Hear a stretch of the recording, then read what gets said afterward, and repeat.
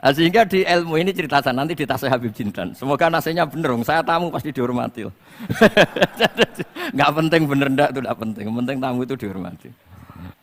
Saya itu sebenarnya paling nggak ingin ngaji bareng Habib loh. Selain kalah nasab ya kalah ganteng. Ya tapi ditakdir mau apa? Mau apa? Ya sudah sami'na wa ata'na. Jadi saya saat ini tidak cari pahala benar, tapi pahala tawadhu karena diundang ya. Sudah penting benar salah, penting tawadhu. Jadi saya tadi sedang rayu sama Allah, ya Allah, saya kali.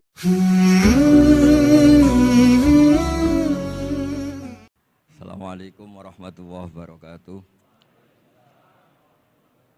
Nahmaduka ya ghafuru ya syakuru masalli wa sallim barik ala sayyidina wa ala Muhammadin wa ala alihi wa sahbihi asma'in amma ba'du.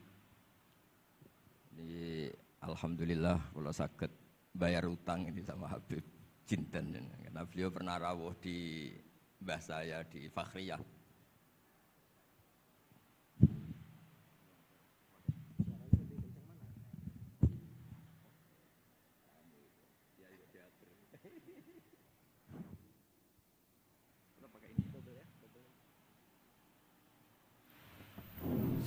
Cukup.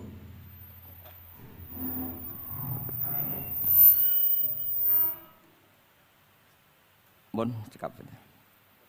Terus dulu 3 tahun yang lalu kalau nggak salah beliau rawuh di Pondok Fakhriyah itu milik mbahnya Ki Hamid Pasuruan juga masih mbah saya Ki Abdullah bin Umar. Mbah saya namanya Fatimah binti Idrus bin Umar. Masih ingat saya ketika itu beliau menyebut satu ayat wattaba'tu millata abai. Ini kata beliau Ustadz Mansur, umumnya orang tuh ingat kehormatan bapak-bapaknya yang keren-keren. Tapi kata Habib Jindan, baca wattaba'tu yang penting tuh ikutnya, bukan bapaknya. Saya masih ingat. Terus Gus-Gus diem semua. Sadar kalau dimarahin Habib Jindan. Jadi, ya Gus-Gus diluk semua. Tak tanya kenapa diluk. Ini orang dari Jakarta kok marah Gus-Gus. Ya itu unik, itu cara istidlal guru-guru kita. Jadi kalau wattaba'tu millata abai, kata beliau rohnya itu di wattaba'tu itu. Ittiba awal cuma istakhir ittiba awalan baru bangga dengan bapak-bapaknya. Jangan bangga dulu enggak ittiba gitu loh. Jadi alim dulu baru bangga Habib Jindan. Jangan bangga muridnya Habib Jindan enggak alim-alim. Gitu Beb.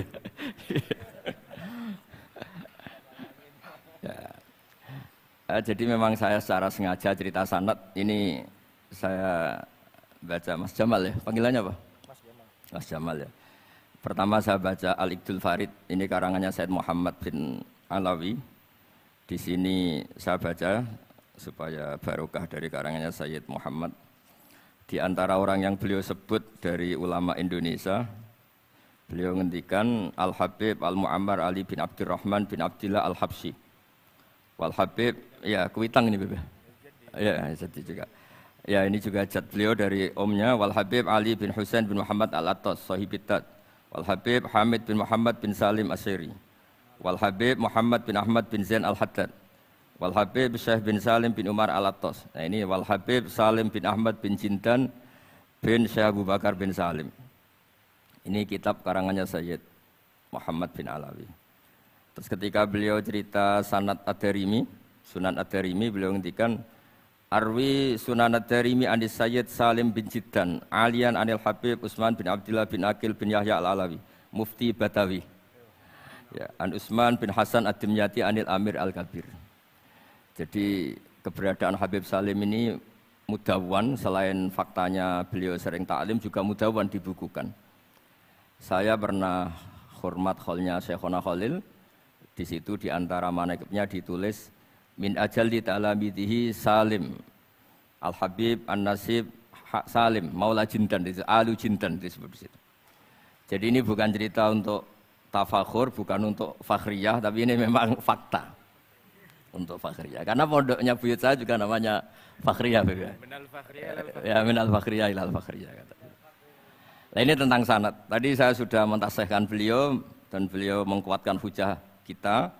Dulu ketika Habib Salim banyak orang yang menyalahkan orang pakai celana Habib ya. Nanti jenengan yang cerita.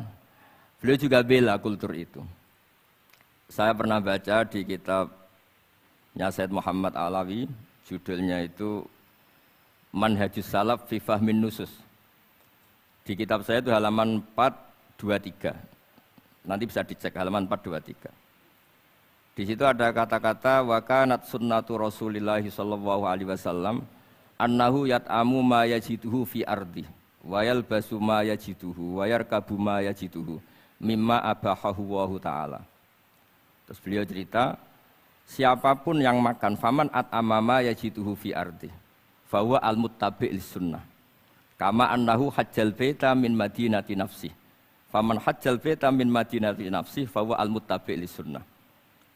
Jadi supaya perasaan orang Indonesia ketika berpakaian seperti ini, seperti saya, seperti teman-teman ini, tetap tercantol, tetap terhubung oleh Rasulullah Shallallahu Alaihi Wasallam. Misalnya Nabi, karena beliau itu orang Madinah, tentu hajinya atau mikotnya dari Dzul Khulaifah.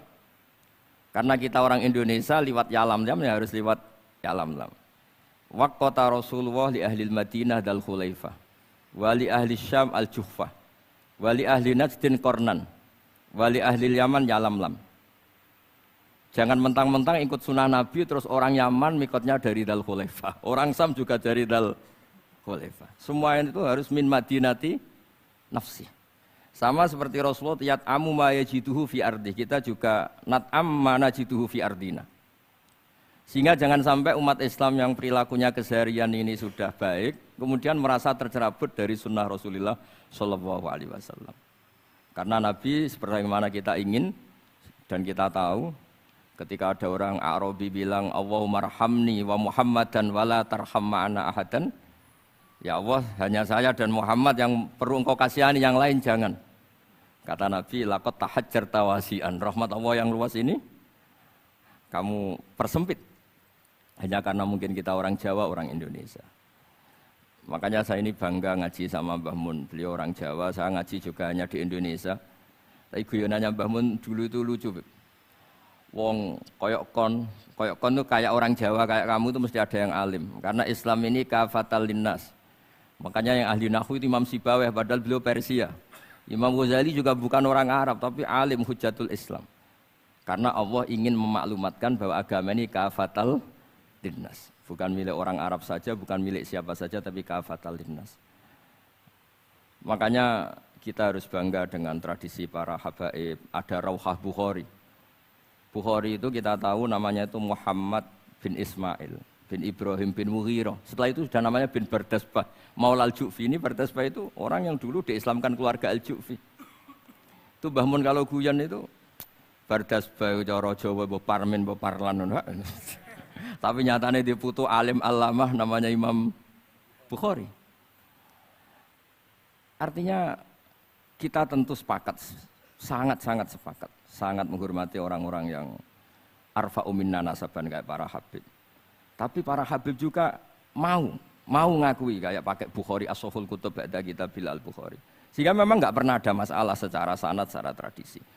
Di kitabnya Said Muhammad ini ada sanad dari ulama India yang orangnya juga macam-macam dari marga macam-macam. Jadi saya mohon barokahnya sanad ini kemudian kita tahu apa sih sanad itu. Sanad itu ya kadang-kadang harus lewat orang yang mungkin kita tidak cocok. Dulu itu ada sahabat tanya, kalau mencium istrinya pas Ramadan itu sah apa enggak? Kebetulan ditanya itu Maimunah. Enggak tanya Saudah karena sangat yakin enggak itu, kalau Saudah itu enggak. Itu Maimunah jawabnya, kalau kita tidak ngalamin, coba tanya Aisyah yang potensi ngalamin dicium pas Ramadan. Sebetulnya istri yang Nabi itu sama Aisyah itu ya agak gimana yang namanya Doro itu ya rival. Akhirnya tanya, ya Aisyah gimana hukumnya lelaki mencium istrinya pas Ramadan? Ya dijawab sama Aisyah, qabbalani Rasulullah wa huwa shaim. Yang lainnya nggak bisa jawab, mau nggak ngalami. Jadi sanad itu kadang ya cocok nggak cocok ya memang itu fakta. Cara mandi junub, kayak apa pinternya sahabat cowok kalau mandi junub ya tidak tahu. Akhirnya tanya sama Sayyidah Aisyah, sama Sayyidah Maimunah. Apapun dekatnya istri Rasulullah, kalau perang ya tidak tahu. Wong itu lelaki. Begitu juga afdolus sahabat kayak Abu Bakar, kadang harus mendapatkan hadis dari orang-orang yang nyun sewu agak deso. Bahkan kadang maula kayak Sauban, kayak Rabi'ah bin Ka'ab. Orang-orang biasa sekali. Khodim dulu. Tapi ini kan barokahnya khodim itu tahu keseharian Rasulullah SAW di dalam. Misalnya Anas. Apa kenangan kamu dengan Rasulullah? Kenangan saya itu saya khodam tu Rasulullah SAW asyra sinin. 10 tahun saya itu tidak pernah melakukan sesuatu ditanya Nabi lima sonakta. Walalise entaraktu lima tarokta. Sehingga kalau saya pas baik itu ya gak berani tanya anak dalam saya, ngapain kamu? Ben sawangane pinter anut sunah Rasulullah SAW. Akhirnya dalam kula nggih saenake beb gemrang nak tahu ditakoki. Jadi hal-hal seperti ini itu keseharian yang harus kita suka. Di antaranya lagi, inna min khiyari ummati fima nabba'ani al-malul a'la. Kauman yathakuna jahron. Di antara nanti umat pilihanku adalah orang-orang kalau tertawa itu keras sekali. Kauman yathakuna jahron. Itu dulu juga padahal ada riwayat kasratu dhahki tumitul qalba. Banyak tertawa itu bisa mematikan hati. Tapi ini juga dilawan kalau banyak cemberut bisa frustasi. Sehingga di ilmu ini cerita saya nanti di tasnya Habib Jindan. Semoga nasinya bener, saya tamu pasti dihormati. Nggak penting bener ndak itu tidak penting. Yang penting tamu itu dihormati. Ya kebetulan saya ini tadi kan hormat mbah saya masih mbah saya Mbah Mutamakin di Hajan. Terus pagi tadi hormat buka luar di Sunan Kudus. Jam 7 saya tadi di Kudus. Ya akhirnya sama teman-teman difasilitasi disuruh naik pesawat tadi jam 11 tadi. Tapi saya tidak capek karena memang saya senang cerita sanad. Tapi yang lucu-lucu saja. Nanti yang serius jangan saya, yang lucu-lucu saja. Biar lucu sampean tuh tidak ngawur tapi ada sanadnya. Ada seorang mufassir yang bilang ketika nafsiri wa annahu wa adhaka wa abka. Allah itu zat yang memberi kamu tertawa. Mbok kamu ingin susah, tidak akan tertawa. Tapi kalau Allah menghendaki ya tertawa aja. Ada orang miskin frustasi, maunya gak tertawa. Tahu-tahu jalan-jalan ngerti badut, ya akhirnya tertawa. Ya karena adhaka itu fi'lullah. Kalau Allah menghendaki mau apa? Karena adhaka itu fi'lullah. Gak bisa. Orang yang baru seneng kayak apa, gak ingin nangis. Tapi kalau Allah menghendaki wa abka, dinangiskan ya tetap menangis. Wa anna wa adhaka wa abka. Karena kita ini semua adalah objek oleh kudrahnya Allah Subhanahu wa ta'ala. Saya itu sebenarnya paling tidak ingin ngaji bareng Habib loh. Selain kalah nasab ya kalah ganteng. Ya tapi ditakdir mau apa? Mau apa? Ya sudah sami'na wa ata'na. Jadi saya saat ini tidak cari pahala benar, tapi pahala tawadhu karena diundang ya. Sudah penting benar salah, penting tawadhu. Jadi saya tadi sedang rayu sama Allah, ya Allah. Saya kali ini tidak cari benar, cari tawadhu. Dah mesti pahalanya besar tawadhu itu. Jadi supaya Islam ini gampang ya. Saya pernah cerita ke kiai yang khusyuk. Kalau sholat lama sekali tak cerita ini hadis. Nabi itu gak pernah menegur orang yang sholat cepat. Yang ada itu sanad negur sholat lama. Terus tak cerita ini hadisnya Mu'ad tertawa-tawa deh. Gus kamu itu raan kok masih punya dalil. Saya punya sanad. Ada nggak sanad Nabi negur orang yang baca surat pendek? Nggak ada. Yang ada itu yang baca surat panjang. Nanti bisa direvisi sama Habib Jitin kalau nggak cocok. Tapi ini yang rileks saja. Karena potongan Islam Jawa ini kalau tidak berat nggak akan kuat. Jadi ya sudah. Inna minkum munafirin katanya Nabi. Sholat yang terlalu lama itu munafir kata Nabi. Afattanun anta ya Mu'ad. Kamu bikin umat ini nggak nyaman karena kalau kamu jadi imam itu lama sekali. Ini alhamdulillah betul. Hadis ini harus kita hafal betul. Nah, supaya Islam ini meskipun pilihan-pilihan keseharian itu ada sanad itu saja kepentingan saya. Yat amu ma yajiduhu fi ardi wa yalbasu ma yajidu wa yarkabu ma yajidu. Saya sering beb di tahun desa-desa Gus anak kula tahnik cethaki Gus tapi mboten enten kurma wis nganggo degan ae. Lho Gus dari kiai-kiai ku kurma. Kurma itu halawiyat. Ya degan juga termasuk halawiyat. Ya sudah. Kalau kamu ingin sunnah Rasul, Nabi enggak pernah sholat di Indonesia. Berarti kalau kamu sholat ke Mekah dulu kata saya. Maksud saya supaya orang itu nyaman dengan Rasul. Ya itu hadir di semua sisi kehidupan kita. Kalau dalam istilah Sayyid Umar Hafid, Faruhu Muhammadin sallallahu alaihi wasallam awsa' wa asra'. Kalau kamu bisa tawassul dengan Nabi Ibrahim, Nabi Musa, dan beliau-beliau bisa datang ketika Lailatul Mi'raj untuk hormat Rasulullah SAW di Baitul Maqdis, Faruhu Muhammadin awsa'u asra' kata beliau. Jadi bisa datang di kapan saja, di mana saja.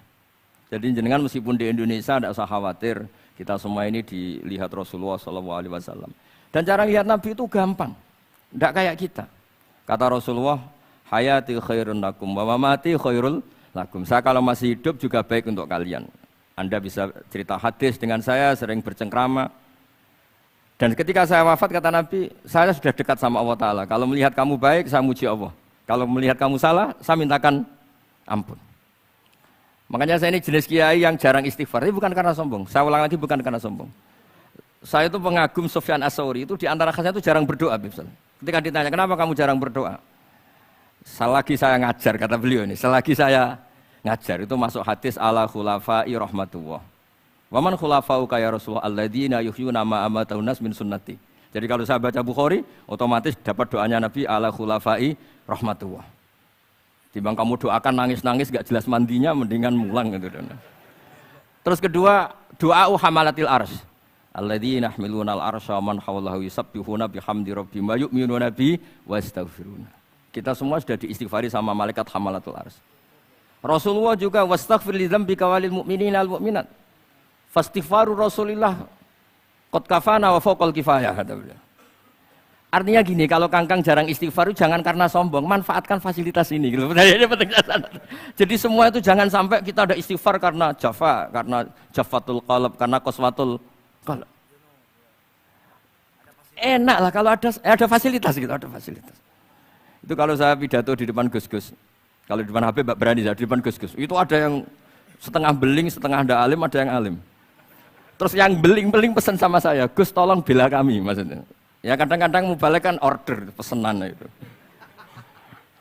Terus tak bacain ayat, walladzina amanu wattaba'athum dzurriyyatuhum biimanin alhaqna bihim dzurriyyatahum wama alasnahum min amalihim min syai'. Orang aba-abanya iman, anaknya iman itu nanti surganya disertakan mbahnya, meskipun kelas amalnya ndak sama. Jadi mbah-mbahnya alim alama, anaknya yang ndak alim nanti surganya sama-sama yang alim. Kenapa sih kalau ada fasilitas nggak dipakai? Pakai aja, nggak apa-apa kan? Yang alim yang komplain. Sudah kamu yang alim dihormati, dicucup, salami template, yang ikhlas saja, tidak usah protes kata saya gitu. Artinya saya inginlah keseharian kita yang awam, yang apa itu harus cari backupan hadis supaya semua keseharian kita itu ada apa? Sanad. Misalnya sampean kalau malam itu nggak bisa tidur, tahajud ndak, witir ndak, ya mutolaah ndak. Tapi lihatlah itu sebagai tarkul ma'asi. Apa tarkul ma'asi? Alhamdulillah malam ini saya ndak zina, ndak maling, ndak dugem. Coba kalau kamu malam-malam di kamar, itu namanya apa? Ndak tahajud, ndak witir kan? Tapi kamu harus syukur karena itu tarku zina, tarku sarikoh, tarku kada wa kada.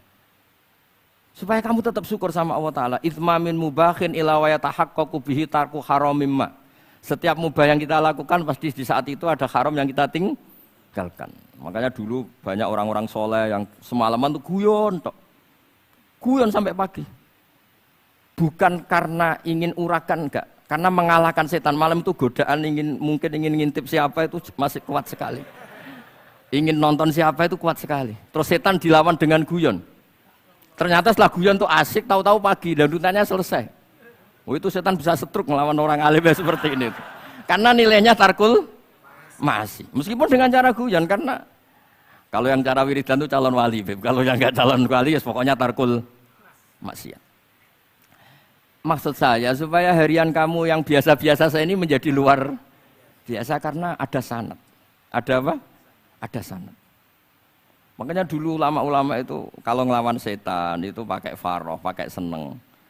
Karena setan itu paling seneng kalau melihat orang mukmin susah. Kalau susah terus ngersuloh, kalau ngersuloh gugat kodok kodar. Disebut innaman najwa minasyaiton liyahzunal ladzina amanu. Jadi setan itu targetnya supaya orang mukmin itu resah. Kalau resah gugat. Pertama gugat orang tua. Ngapain sih jadi anaknya orang miskin? Jadi susah kita kan. Kalau yang enggak mulia ngapain jadiannya Parman? Kalau saya Habib kan langsung mulia, kalau Gus kan langsung mulia.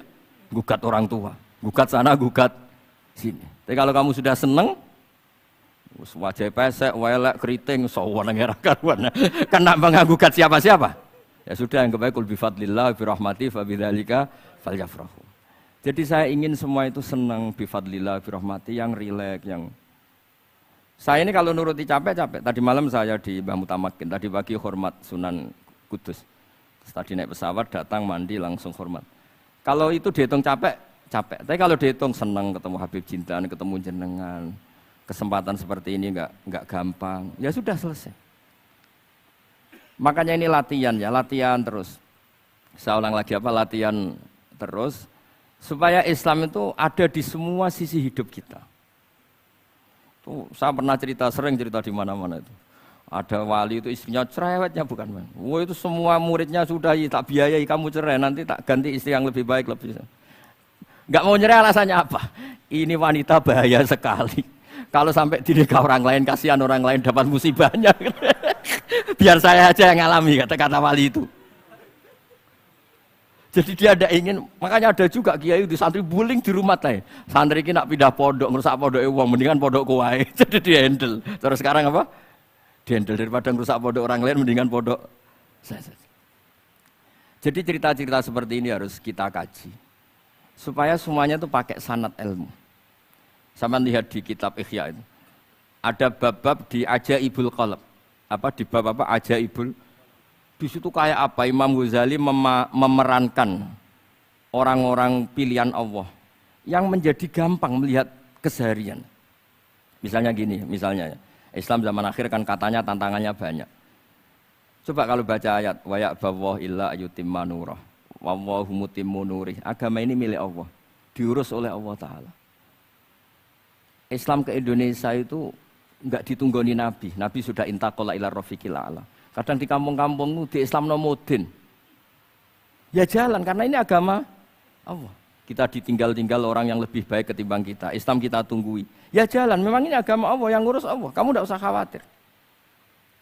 Jadi senang kita bukan karena dablek, karena yakin jaminan Allah Subhanahu wa Ta'ala. Jangan sampai kamu itu senang karena dablek, karena arogan, jangan. Karena bidomanillah, yakin bidomanillah wa bikafalatillah. Seperti senangnya Sayyid Abdul Muttalib. Ketika Ka'bah mau dirubuhkan Abraha, ada penyerangan Abraha. Ini yang Mbah Mun sering cerita ini. Wah itu semuanya kalah. Terus takut, man sayyidu hadhil wadi. Siapa tuan di sini? Abdul Muttalib. Abdul Muttalib itu datang dengan wibawanya yang luar biasa. Abraha itu sampai bingung dia. Kalau duduk di singgasana dia disalahkan orang banyak. Karena raja kok duduk berdua sama orang yang tidak raja. Kalau Abdul Muttalib di bawah dia nggak punya nyali karena ada haibahnya Sayyid Abdul Muttalib. Oh, oleh takdim luar biasa. Setelah itu tanya, apa keinginan kamu? Saya tidak ingin perang, saya hanya ingin merobohkan Ka'bah. Ternyata Sayyid Abdul Muttalib jawabnya apa? Unta saya yang 100 lo kembalikan dulu, tidak usah cerita Ka'bah. Kagetnya bukan main Abraha. Kamu ini pemimpin yang enggak benar. Ka'bah itu dinu kawadinu abaik, itu kan agama kamu. Mau saya robohkan kamu malah bicara unta. Ini kamu itu pemimpin model apa? Jadi saya nyesal hormat kamu, ternyata kamu mental kamu hanya mikir apa? Unta. Tapi jamnya Abdul Muttalib itu unik. Inna lihadal bait rabban hamaluk. Unta itu milik saya, kembalikan dulu. Kalau Ka'bah itu milik Allah, nanti diurus yang punya. jadi di balik seenaknya itu ada tauhid yang luar biasa. Makanya saya termasuk kiai yang enggak susah kalau mau mati. Kalau mau mati, mati aja. Saya tidak mikir kalau setelah saya ini agama gimana ya, enggak gimana-mana. Agamanya Allah Ta'ala. Jadi di balik, ya secara lahir kan seenaknya. Ternyata inna lihadal bait rabban hamaluk. Ka'bah itu ada yang punya, nanti biar diurus yang punya. Nah maksud saya kalau jenengan ini kan insya Allah ndablek semua, kawin ya nggak mikir istri saya nanti makan apa, ya kan? Masa depan kamu ya tidak dipikirkan, warisan nggak punya apa-apa, nggak punya ya sudahlah. Bukan karena ndablek, karena tawak. Itu saja pokoknya saya ingin ngomong, pokoknya perilaku Anda keseharian itu jadi energi to'at, ya perilaku keseharian Anda ini jadi energi apa? Itu saja. Barokahnya kamu ngaji nopo sanad. Itu dulu ada ulama miskin sekali. Itu tiap pagi datang ke gunung paling tinggi, terus dia duduk itu agak-agak angkuh itu. Siapa yang lebih raja ketimbang saya? Terus ditanya, kamu tidak raja kok merasa? Ukuran raja itu tidak ada yang berani nyurus. Di sini juga nggak ada yang berani nyurus saya. Lu itu sudah bisa syukur sampai mati. Karena sekali dia kumpul orang, lihat orang naik Alphard ngeluh, lihat orang punya istri cantik ngenes, lihat apa ngenes daripada gitu naik ke gunung. Siapa yang bisa menandingi keladatan saya dalam hidup ini? Anama Allah wabillah ngomel-ngomel sendiri. Tapi itu cara dia syukur. Cara dia apa? Syukur. Dan akhirnya betul dia punya sanad. Mangkana aminan fi sirbi mu'afan fi jasadi intahu kuntu yaumi faka'anna ma khizat lahu dunya bihadzafiriya. Ya sebentar orang itu sehat, ya aminan fi sirbi mu'afan fi jasadi intahu kuntu yaumi faka'anna ma khizat lahu dunya bihadzafiriya. Jadi ini madhab saya, karena saya diundang di sini pasti Habib Jiddan juga ingin khas saya. Jadi kalau saya pura-pura tawadhu, pura-pura baik kan kaget. Kenapa Gus Bak sekarang jadi baik kan nanti?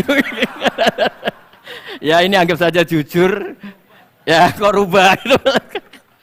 Nggih ngoten mawon mugi-mugi barokah. Assalamualaikum warahmatullahi wabarakatuh.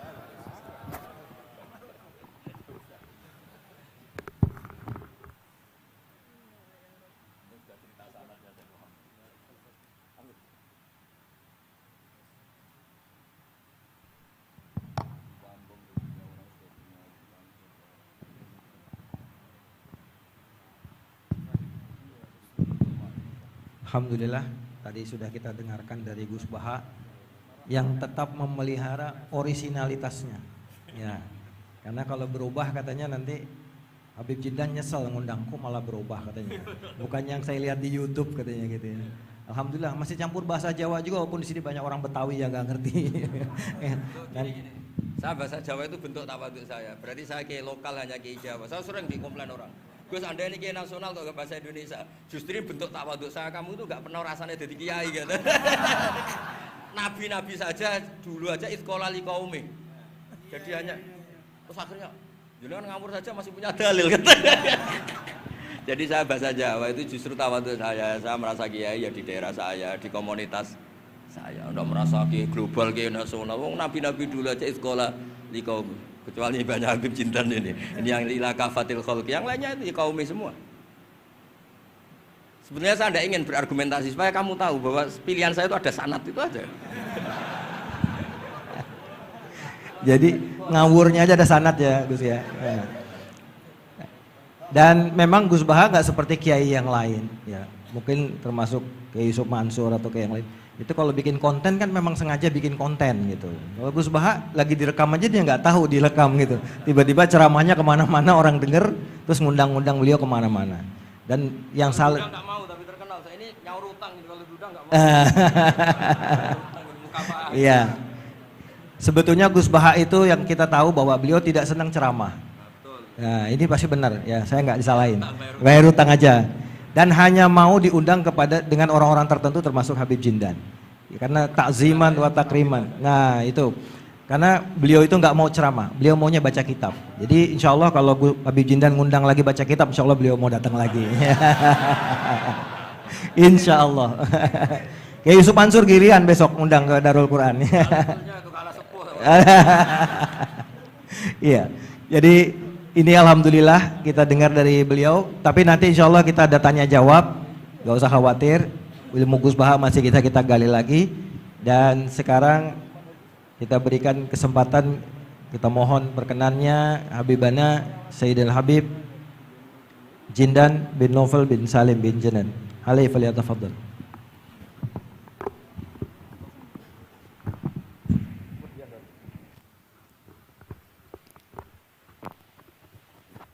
Assalamualaikum warahmatullahi wabarakatuh.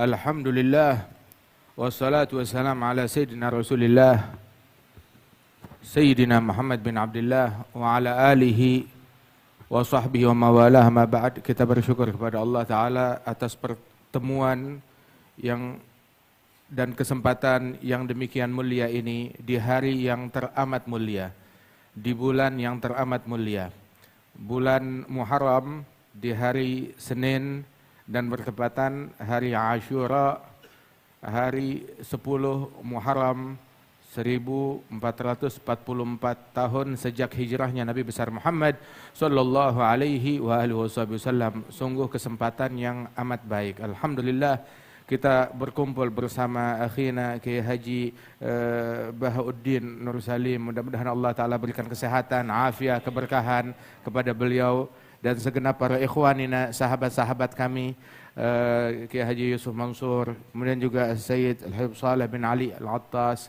wal ikhwan wal ahbab, dan Al-Habib Alwi di sini, dan juga teman-teman lainnya semuanya. Ada Kiai Khairullah Ramli, Kiai Jamil, Masya Allah, semua yang hadir di sini. InsyaAllah Allah Ta'ala jadikan jam'ana hadha jam'an marhuma, tafarrugana min ba'di tafarrugan ma'asuma, wa la yaj'al fina wa la minna wa la ma'ana syaqiyan wa la mahruma. Al-Imam Abdullah bin Ali Al-Haddad Al-Mujaddid fi zamanih, beliau menyebutkan bahwasanya syajaratul ukhuwah, pohon persaudaraan, tusga bima'id tazawur wa tuthmir at-ta'awun ala ta'atillah. Sesungguhnya pohon persaudaraan itu harus disiram. Kalau enggak disiram akan mati. Kalau mati maka enggak akan membuahkan, enggak ada gunanya, enggak bakal ada manfaatnya. Berujung untuk ditebang.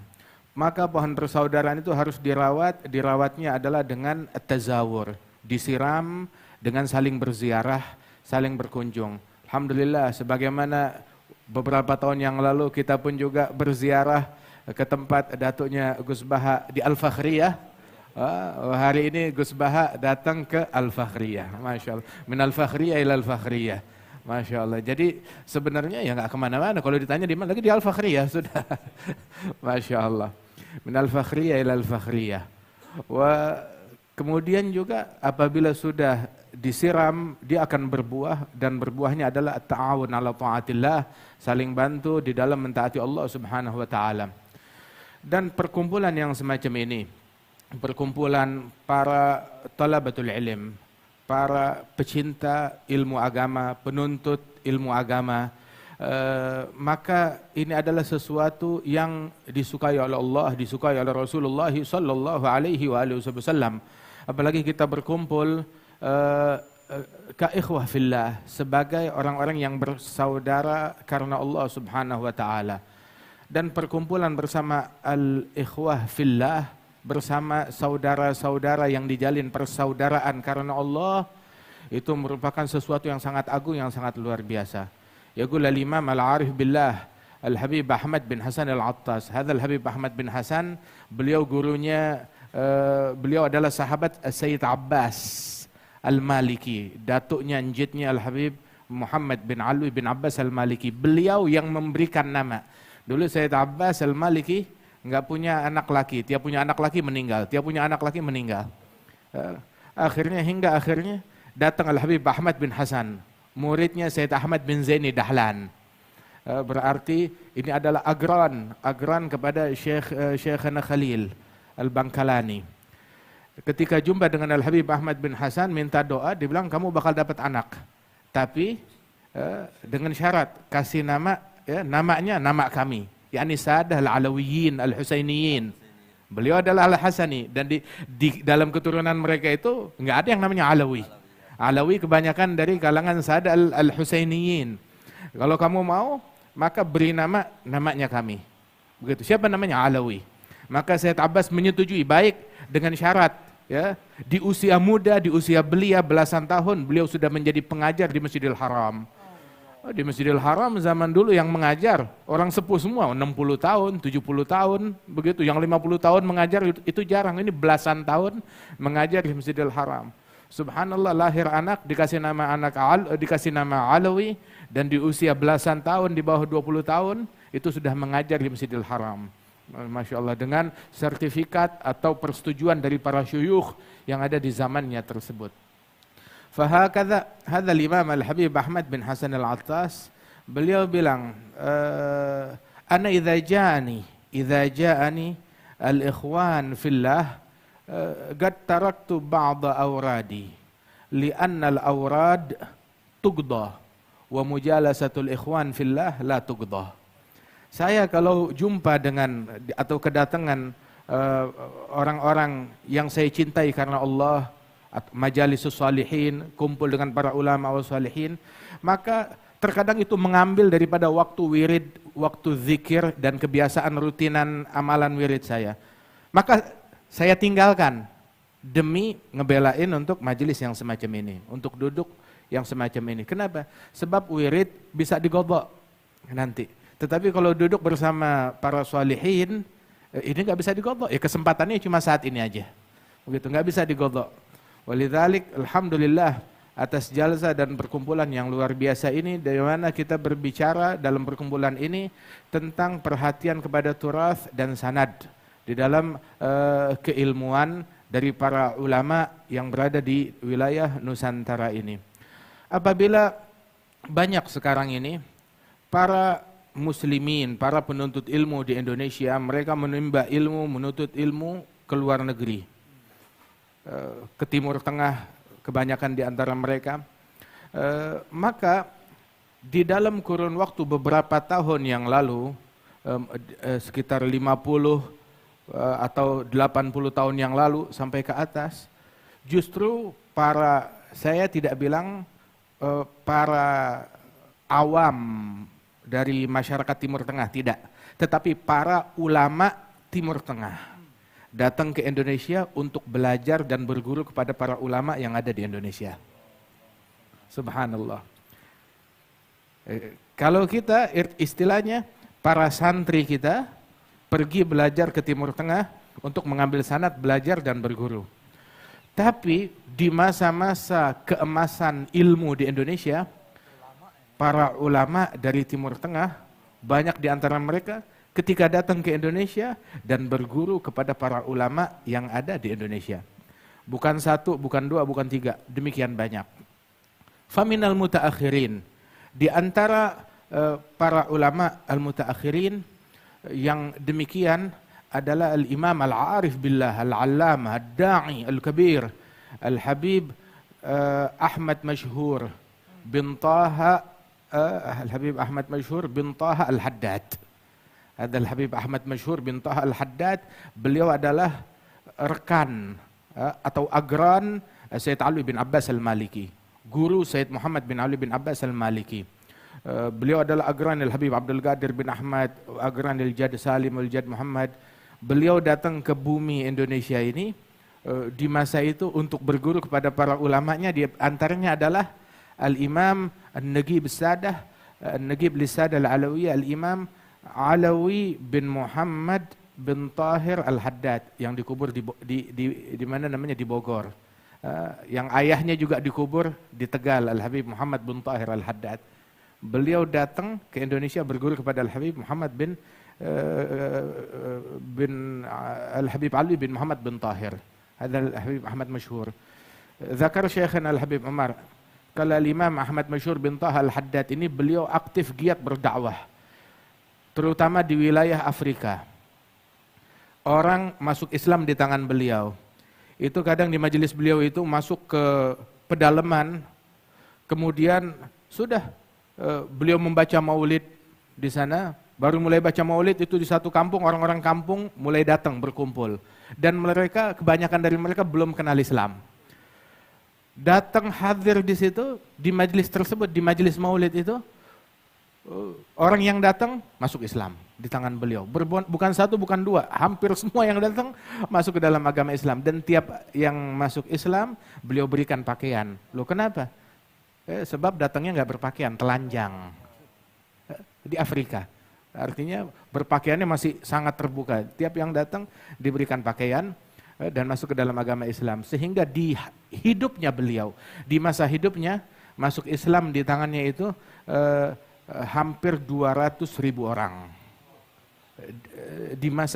Ketika saat beliau meninggal dunia di akhir hayatnya, yang masuk Islam di tangan beliau atau di tangan muridnya 200.000 orang. Habbah idza barakal maula tulagi hubub. Ditelusuri sanadnya, nggak taunya ngajinya di Indonesia juga. Beliau belajar kepada para ulama di Hadramaut. Kemudian juga belajar kepada para ulama di Indonesia, termasuk kepada kakek kami Al-Jad Al-Habib Ali bin Abdurrahman Al-Habsyi, Kuitang. Al-Habib Ali bin Muhammad bin Tahir Al-Haddad. Bahkan dulu itu ada seorang ulama besar, Al-Imam Al-Habib Abdullah bin Muhsin Al-Attas. Al-Habib Abdullah bin Muhsin Al-Attas, kelahiran Hadramaut. Di Hadramaut berguru kepada Al-Habib Abi Bakar bin Abdullah bin Talib, Al-Habib Saleh bin Abdullah. Kemudian berguru juga kepada Al-Habib Ali bin Muhammad Al-Habsyi, berguru kepada Al-Habib Ahmad bin Hasan Al-Attas, berguru kepada para ulama, wali-wali besar. Dari murid-muridnya Sayyid Ahmad bin Zaini Dahlan, Kemudian datang ke Indonesia, beliau datang berguru kepada ulama yang ada di Indonesia. Di antaranya adalah Imam Ahmad bin Muhammad bin Hamzah Al-Attas yang di Indonesia. Beliau punya majelis zawiyah musalla di Pekojan sana, dulu tinggal di Semarang dan Pekalongan. Masya Allah, hingga akhirnya beliau kembali ke Jakarta, kemudian tinggal di Bogor dan wafat dikubur di sana. Termasuk Al-Imam Al-Habib Alwi bin Muhammad bin Tahir Al-Haddad yang kita sebutkan ini. Ketika beliau datang ke Indonesia ini, beliau berguru kepada para ulama yang ada di Indonesia, yang saat itu imamnya adalah Al-Habib Muhammad bin Idrus Al-Habsyi. Al-Habib Muhammad bin Idrus Al-Habsyi yang dikuburkan di Surabaya di Ampel. Begitu wafat Al-Habib Muhammad bin Idrus Al-Habsyi, beliau berguru lagi kepada menantunya Al-Habib Muhammad bin Idrus, Al-Habib Muhammad bin Ahmad Al-Mihdhar. Begitu Al-Habib Muhammad bin Ahmad Al-Mihdhar wafat dan meninggal dunia, maka beliau berguru kepada Al-Habib Abdullah bin Muhsin Al-Attas. Hingga wafat Al-Habib Abdullah bin Muhsin Al-Attas dan beliau menjadi rujukan para ulama yang ada di zamannya. Waljad Al-Habib Salim bin Ahmad bin Jindan, beliau memiliki guru lebih dari 360 guru. 360 syekh, lebih dari 300 syekh. Disebutkan oleh kakek dari guru kami, Al-Habib Salim bin Hafidh. Itu Al-Habib Umar bin Muhammad bin Salim bin Hafidh. Ada Al-Habib Salim bin Hafidh, kakeknya Habib Umar, guru besar. Dan beliau juga adalah kakeknya Al-Habib Ali Masyhur, syekhana. Dan Habib Masyhur berjumpa dengan Habib Salim bin Hafidh dan berguru kepada beliau. Dalam Minhatul Ilah, Al-Habib Salim bin Hafidh menyebutkan para masyayikhnya, para guru-gurunya, dan sanad beliau kepada para guru-guru tersebut. Ada ratusan di situ. Kemudian menyebutkan satu sosok dari ulama Indonesia. Di antaranya adalah ada beberapa sosok, di antaranya Al-Jad Al-Habib Salim bin Ahmad bin Jindan. Kalau dari segi usia, Al-Habib Salim bin Ahmad bin Jindan dengan Al-Habib Salim bin Hafidh itu beda jauh, umurnya beda. Lebih dari 10 tahun atau 15 tahun, usianya tuh terpaut sangat jauh. Tapi Al-Habib Salim bin Hafidh itu ma'ruf, dikenal tawadhu'nya sangat luar biasa. Sehingga ketika melihat keilmuan seseorang, beliau nggak segan-segan, walaupun usianya lebih muda, untuk minta ijazah dan berguru kepada, mengambil sanad kepada ulama tersebut. Dan ini juga disebutkan Al-Imam Tahir bin Husain bin Tahir. Beliau bersaudara dengan Al-Imam Abdullah bin Husain bin Tahir. Tahir bin Husain wa Abdullah bin Husain.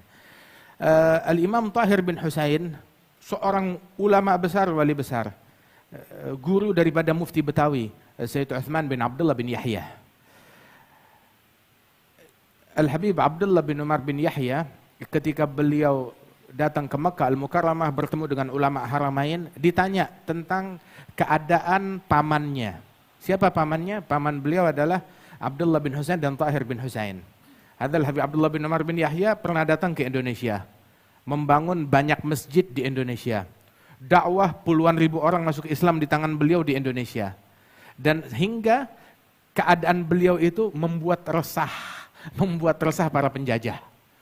Sehingga para penjajah itu mengintimidasi beliau dan bahkan menyihir beliau, menyantet beliau, mengguna-guna beliau.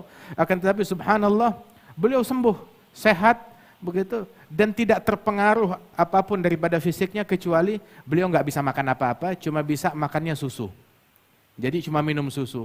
Dan di antara sifat wara'nya beliau, sampai beliau itu punya sapi betina, begitu, yang dia perhatikan makanannya harus halal, minumannya harus halal. Nah susunya dia ngambil dari situ. Jadi kemana pergi dakwah ke pelosok, dia bawa sapinya itu.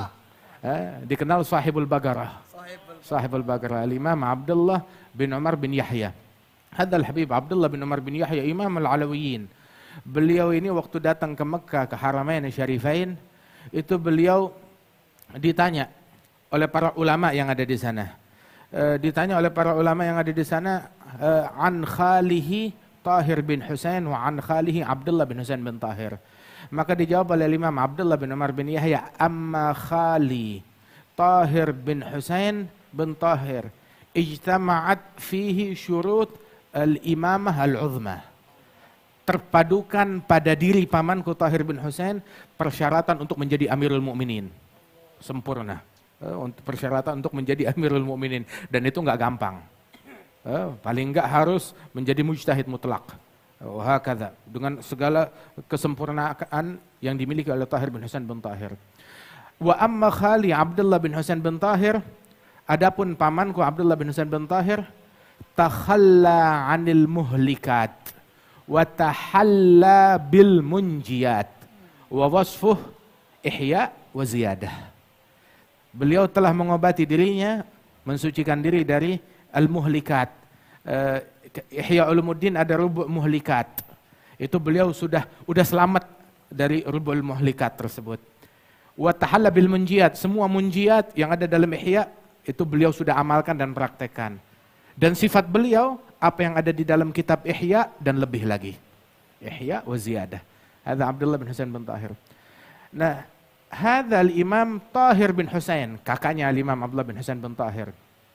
Hadza al-Imam Tahir bin Husain setiap kali berjumpa dengan ulama, mau itu lebih tua ataupun lebih muda ataupun satu level, dia jumpa dengan ulama, maka dia bersimpuh di hadapan ulama tersebut, dia ambil kitab, begitu, mengambil berkah. Biarin saya mengambil sanad, mengaji, membaca satu kitab di hadapan ulama tersebut. Subhanallah. Al-Imam Abdullah bin Al-Haddad, beliau bilang, saya tidak mendengar satu ulama pun di lembah Hadramaut, melainkan saya datang kepada beliau untuk mengambil, menimba ilmu kepada para ulama tersebut. Dan tidak ada satu kitab ilmu yang ada di Hadramaut, melainkan saya pernah mengkajinya atau dibacakan di hadapan saya. Minimal satu kali. Biasanya berkali-kali dibacakan di hadapan beliau, radhiyallahu anhu ardhah. Alhasil, dalam sanad keilmuan tersebut, banyak para ulama datang ke bumi Indonesia ini berguru kepada wali-wali yang ada di sini. Termasuk juga yang kita sebutkan Al-Habib Ahmad bin Muhammad bin Hamzah Al-Attas. Ada Imam Ahmad bin Muhammad bin Hamzah Al-Attas datang ke Indonesia. Dia berguru kepada Al-Habib Syekh Boto Putih, Syekh bin Ahmad Bafagih. Dan juga ada satu gurunya di Madura, dari Baharun, ulama. Subhanallah. Dia berguru kepada mereka para ulama, wali-wali besar tersebut yang dimuliakan oleh Allah Subhanahu wa taala tersebut. Waljad Al-Habib Salim bin Ahmad bin Jindan yang disebut oleh Al-Habib Salim bin Hafidh, Habib Salim bin Hafidh dalam Minhatul Ilah menyebutkan di antara guru saya adalah Sayyid Salim bin Ahmad bin Husain bin Jindan, ibni Syekh Habib Bakar bin Salim. Al bin Hafidh sama-sama bin Syekh Habib Bakar bin Salim, kita semuanya. Syekh Abu Bakar punya anak 13, laki-laki, semuanya wali. Semuanya wali besar. Itu di antara putranya Imam Umar Mihdhar, ibni Syekh Habib Bakar bin Salim yang mengatakan la arda wa adna talamizati mithal Abi Yazid Al-Bustami. Al-Imam Syekh Umar Mihdhar, ibni Syekh Habib Bakar bin Salim, beliau bilang, saya tidak rela, tidak ridha murid saya yang paling rendah kalau kewaliannya seperti Abu Yazid Al-Bustami. Minimal harus lebih daripada Abu Yazid Al-Bustami. Datuk beliau Syekh Habib Bakar bin Salim bin Abdullah bin Abdurrahman bin Abdullah ibn al-Imam Abdurrahman As-Saggaf yang hidup 700 tahun yang lalu. Syekh Habib Bakar 450 tahun yang lalu wafatnya beliau. Ada Imam Abdurrahman As-Saggaf, itu beliau punya anak laki 13. Semuanya wali. Itu Syawah bilang mithlal Junaid asgharhum. Anak yang 13 yang kewaliannya paling kecil, paling rendah itu sekali berimam Junaid. Subhanallah, radhiyallahu anhum wa ardhahum. Mereka punya anak 13, semuanya jadi wali. Kita sekarang hatta yang satu, yang dua, ayo kita rawat, kita didik dengan benar. Al-Walid Al-Habib Naufal, itu beliau dapat dari ayahnya Al-Jad Al-Habib Salim bin Jindan. Beliau selalu menasehati, didik anakmu, ajarkan mereka berguru kepada ulama yang bersanad tentu saja. Sehingga kalau mereka benar menjadi ulama, maka walaupun kamu bukan orang alim, tetapi kamu menjadi bapaknya ulama. Masya Allah, menjadi bapaknya ulama. Subhanallah, alhamdulillah. Ini anugerah dari Allah Subhanahu wa taala buat mereka yang mendidik anak-anaknya hingga menjadi para ulama. Dan di situ Al-Habib Salim bin Hafidh menyebutkan bahwasanya Sayyid Salim saya berjumpa ketika mengajar kitab Luma' di Masjid Tanah Abang, Al-Ma'mur. Artinya di masjid kajian umum, kitabnya kitab Luma'. Usul fikih, Masya Allah. Haqi Syirazi, Abu Ishaq Syirazi. Sahib Muhadzab Tanbih Luma'. Dan dulu menjadi kajian umum di masjid. Diajarkannya pengajian umum, kitab Luma'. Di Masjid Al-Ma'mur, Tanah Abang, masjid tua di situ. Subhanallah, kemudian saya mendengar ceramahnya, nasihatnya dan meminta ijazah kepada Al-Jad Al-Habib Salim bin Jindan, dan juga Al-Jad Al-Habib Salim meminta ijazah kepada Al-Habib Salim bin Hafidh. Kemudian Al-Jad Salim menyebutkan di antara para guru-gurunya, banyak di antara para kiai-kiai besar yang ada di bumi Indonesia ini. Umin ajallihim, di antara yang paling agung, yang paling mulia di antara mereka adalah Syekh Muhammad Khalil Al-Bangkalani, yang beliau pun juga di dalam hadis musalsal biyaumi Ashura, hadis musal yang nanti insyaallah akan kita bacakan, itu pun juga beliau merujuk sanadnya kepada Syekh Khalil Al-Bangkalani ini, Syekh Maulana Khalil Al-Bangkalani radhiyallahu anhum wa ardhahum. Kemudian juga beliau berguru kepada banyak para ulama yang ada di Indonesia ini dan menghidupkan daripada sanad keilmuan tersebut. Dan uniknya, ketika kita menemukan sanad para ulama yang ada di Mekah minal mutaakhirin, ditemukan sanad tersebut baliknya kepada para ulama yang ada di Indonesia juga.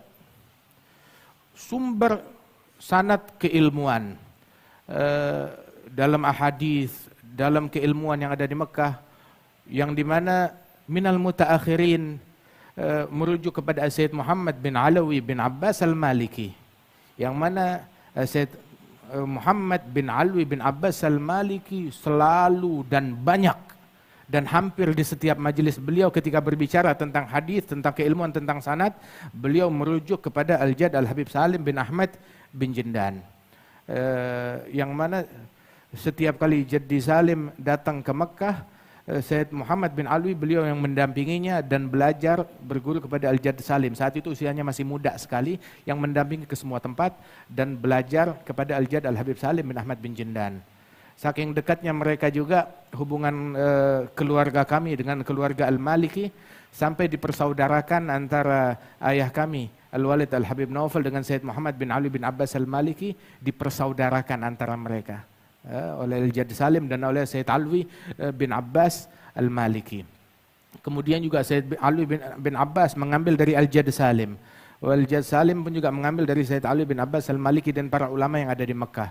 Bahkan Syekh Muhammad Yasin Al-Fadani yang berasal dari Padang, tapi menjadi rujukan ulama dunia, musnidid dunia kepada Syekh Muhammad Yasin Al-Fadani, hingga Al-Habib Ibrahim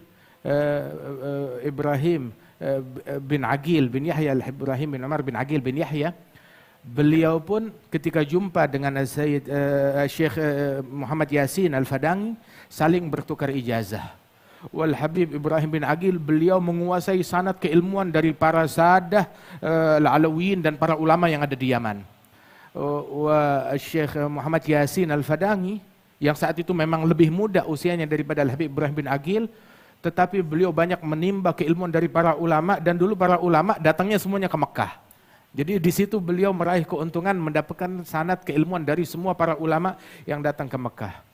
Hingga Al-Habib Ibrahim bin Aqil yang sepuh juga meriwayatkan kepada Syekh Muhammad Yasin Al-Fadani, dan saling bertukar ijazah, dan dengan begitu terhubung sanad antara barat dengan timur. Subhanallah. Dan semuanya itu berhubung dengan sanad para ulama yang ada di Indonesia ini. Radhiyallahu anhum arbahum. Dan perhatian kepada sanad ini demikian penting. Sebab dikatakan bahwasanya as-sanad min khususiyah hadhil ummah. Sanad adalah keistimewaan yang Allah Ta'ala berikan kepada umat Nabi Muhammad sallallahu alaihi wasallam. Yang ini dalam umat Nabi Muhammad tetap terjaga hingga zaman kita. Tapi di dalam agama-agama yang lain, ajaran yang lain, nggak ada sanadnya. Nggak ada sanadnya, nggak ada ketemu. Mereka nisbatkan, oh ini kepada Nabi Isa, ini kepada Nabi Musa. Ditelusuri nggak ada sanadnya. Mungkin terputus begitu aja. Subhanallah, dari Israiliyat yang mereka dapatkan. Subhanallah. Wah, adapun yang bersumber dari Israiliyat, apa yang yuwafik dengan ajaran kita, ma yukhalif, bisa kita terima dan kita pakai. Begitu, selama itu nggak ada kaitannya dengan hukum. Apa yang yukhalif, yang bertentangan, maka ya kita tidak terima. Begitu. Khudh min Bani Israel wala haraj wa hakadha. Kemudian juga sampai disebutkan bahwasanya laulas sanad lagala man syaa bima syaa. Kalau bukan keberadaan sanad keilmuan ini, maka seseorang akan berbicara semaunya dengan menisbatkan kepada semaunya. Tetapi harus ada sanadnya, sumbernya dari mana dia dapatkan. Dan sanad bukan cuma dalam keilmuan atau di dalam kitab yang dia baca, tetapi di dalam as-sanad laisa fin nusus faqat, bukan di dalam nas-nas ilmiah, tetapi sanad di dalam fahmin nusus. Pemahamannya juga harus bersanad. Sebab kalau tidak, sebagaimana disebutkan oleh Nabi Muhammad SAW tentang pemahaman yang tidak bersanad, walaupun dalam Al-Quran. Dalam hadis al-musalsal bi mashid turab, kama rawa jaddana al-Habib Salim, Muhammad bin Jandan, itu dalam hadis musalsal bi mashid turab, itu Rasul SAW dengan asanidnya menyebutkan, man takallama fil Qur'an bi ra'yihi, dalam riwayat bi ghairi ilm falyatabawwa maq'adahu minan nar. Kata Nabi sambil mengusap ke tanah. Barang siapa yang berbicara tentang Al-Qur'an tanpa didasari ilmu, dalam riwayat bi ra'yihi, menurut saya, kalau enggak salah, saya rasa, Al-Qur'an pakai perasaannya dia. Menafsirkan Al-Qur'an bi ra'yihi, maka falyatabawa, bersiap untuk duduk di singgasana jadi neraka. Sudah punya kursi di neraka, artinya pasti masuk. Waliyadzubillahi min dzalik. Yakni hatta faham di dalam nusus itu harus dengan pemahaman yang bersanad. Termasuk juga dalam metode, dalam cara juga bersanad. Subhanallah, kita sampai cara pidato, cara ceramah diajarin, ada rambunya, ini boleh, ini enggak boleh. Ini lakukan, ini jangan dilakukan. Dan bimbingan ini kita dapat dari walidina. Ayah kami Al-Habib Naufal bin Salim bin Jandan, sebagaimana beliau dapat dari ayahnya, Khatib Indonesia, Al-Jad Al-Habib Salim bin Jandan. Sebagaimana beliau dapat dari ayahnya, dari guru-gurunya. Begitu sampai kepada Rasul SAW. Taujihat. Sebagaimana ini juga kita dapat dari Syekhana Al-Habib Umar bin Muhammad bin Salim bin Hafidh. Ada rambunya, ini boleh, ini enggak boleh. Begitu, ini boleh diucapkan, ini enggak boleh diucapkan. Jangan sebut nama individu tertentu yang bertentangan, jangan sebut namanya. Jangan sebut nama kelompoknya. Kenapa? Sebab hadzal uslub yunaffir. Orang tidak membuat orang menjadi balik, justru membuat dia makin ogah balik. Makin enggan untuk kembali. Subhanallah. Ada hikmah di dalam metode dan cara, sampai cara yang sedetail itu pun juga diajarkan kepada murid. Ini salah satu numudaj, salah satu contoh dari apa yang mereka ajarkan. Di dalam metode, di dalam akhlak, di dalam perangai, di dalam apapun yang mereka lakukan itu semuanya bersanad. Musalsalatun anhum asanidu akhdhihim ila khairi mahmudin wa ashrafi hammadi. Abun yatalagga an abihi wa hakadha fayalaka min aba kiramin wa ajdadi. Sampai juga disebutkan dalam Imam Abi Bakar Asyilli dalam Masyar' Arawi, itu setiap kali menyebutkan sosok seorang ulama besar atau wali besar yang ada di Tarim dari para ahlul bait, fulan bin fulan wulida bi Tarim wa hafizal Qur'anal azim qara'a muhadzaba wa tanbih wa ta'addaba bi abih. Subhanallah, ta'addaba bi abih. Artinya mereka mustawahum di dalam keilmuan sangat luar biasa. Jadi kita kalau mau bicara tentang mereka yang kita kenal, para wali songo tersebut, yang mana mereka ini dalam sanad keilmuan mereka itu, sanad keilmuan mereka sesuai seperti nasabnya mereka. Subhanallah. Mereka punya sanad keilmuan dari jalur yang banyak berbeda-beda, tetapi juga nasab mereka juga sanad. Nasab mereka juga sanad. Subhanallah. Yang mana mereka adalah keturunan dari Al-Imam Abdul Malik bin Alwi Ammal Faqih bin Muhammad Sahib Merbat bin Ali Khala Agasam bin Alawi bin Muhammad Maula Som'ah bin Alwi bin Ubaidillah bin Ahmad Al-Muhajir bin Isa bin Muhammad Al-Nagib bin Ali Al-Uridhi bin Ja'far Sadiq bin Muhammad Al-Bagir bin Ali Zain Al-Abidin Ibn Al-Husayn Al-Syahid bin Ali bin Abi Talib wa ibn Fatimah Az-Zahra binti Nabi Muhammad sallallahu alaihi wasallam. Jadi nasabnya mereka itu juga sanad juga. Radhiyallahu anhum wa ardahum. Nah, mereka ini pun juga di dalam keilmuannya, dalam sanadnya ta'addaba bi abi. Dan mereka yang dikenal wali songo tersebut bukan cuma sekedar wali terus sudah, enggak. Tapi mereka wali, mereka alim, mereka wari', mereka zahid, mereka tegi, subhanallah, di setiap mata rantainya. Begitu, setiap individu dari mereka, wali juga, ulama juga, mufti juga, da'i juga, zahid, wari', sadiq, wahakadha. Radhiyallahu anhum wa ardahum. Sehingga Syekhana Al-Habib Umar bin Muhammad bin Salim Al-Hafidh ketika menyebutkan tentang silsilah sanad keilmuan daripada wali-wali yang ada di Indonesia ini, yang diadakan haulnya ini, fulan bin fulan bin fulan, beliau adalah wali ibn wali ibn wali ibn wali sampai Nabi Muhammad, alim ibn alim ibn alim ibn alim ibn alim terus sampai Nabi Muhammad, wari' ibn wari' ibn wari' ibn wari' ila Nabi Muhammad, zahid ibn zahid ibn zahid ibn zahid ila Nabi Muhammad.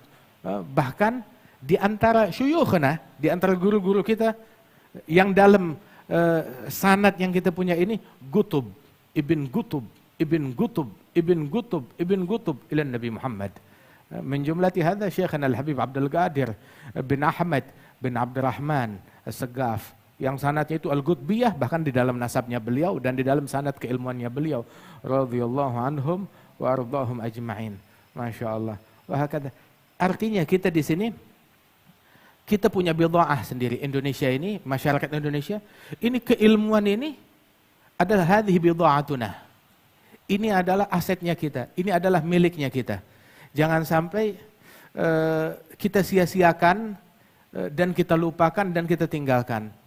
Sebab semuanya ini mahmakan keilmuan dari para masyayikh dari Masyriq ataupun dari Maghrib, dari arah Khabil, Nusantara, ataupun dari Syarqil Awsat, dari Timur Tengah, dari Hijaz, ataupun dari Syam, ataupun dari Yaman. Al-ilm rahimun baina ahlih. Ilmu itu adalah rahim, hubungan rahim, silaturahmi antara para pemiliknya. Subhanallah. Waktu tahun 18 Hijriyah, kita pergi haji bersama Syekhana Al-Habib Umar. Terus kita datang ke tempatnya Sayyid Muhammad bin Alwi bin Abbas Al-Maliki. Kemudian berbicara tentang sanad para masyayikh Hijaz. Wal Habib Umar juga berbicara tentang sanad para masyayikh Al-Yaman yang dikenal. Hingga akhirnya Al-Habib Umar mengatakan kami dan Sayyid Muhammad bin Ali Al-Maliki dalam sanad keilmuan kami ini, kita semuanya adalah dari sumber, dari mamba, dari tempat yang sama. Terus hatta hadil kalimah tu'jib Sayyid Muhammad katsir. Membuat Sayyid Muhammad itu demikian takjub dengan kalimat ini. Al-Habib Umar bilang, itu di Hadramaut ada namanya Jabiyah. Jabiyah itu apa kalau di sini? Jadi kolam orang untuk ambil air wudhu, Jabiyah. Itu Jabiyah itu biasanya 4 pintu. Nah, di dalamnya itu, kolamnya itu, aksar min gullatain, orang wudhu di situ atau mandi di situ. Nah, itu di bagian bawahnya itu, walaupun terpisah 4 ruangan, akan tetapi di bagian dalamnya itu airnya itu saling menyatu. Airnya itu menjadi satu. Nah begitu juga sanad keilmuan kami, kata Al-Habib Umar. Walaupun saya dari pintu yang ini, Ustaz Muhammad dari pintu yang ini, tapi pada hakikatnya di dalamnya akhirnya kita semuanya satu sama. Ditelusuri bersumber dari para masyayikh yang sama radhiyallahu anhum wa ardahum ajmain. Ala kulli hal, sebenarnya yang dinantikan ini bukan saya, Gus Baha yang dinantikan. Kita di sini semuanya alhamdulillah, para ikhwanana, ashabana wa ahbabana, para asatidzah yang hadir tengah-tengah kita ini, mereka mengharapkan ijazah dari Gus Baha juga. Dan mudah-mudahan Allah Ta'ala berikan keberkahan. Wa insyaallah mithal hadhil jalsah tatakarrar insyaallah. Wa nafrah bimaji'ikum ahlan wa sahlan wa marhaban. Nazaltum fi manazilina fazadat bikum syarafan tadha'afa bin nuzuli wa maqdamukum alaina fihi bushra lana wa lakum biidrakil qabuli. Wa nasallahu ta'ala al-qabul insyaallah lana wa lakum al-jami'. Amin ya rabbal alamin.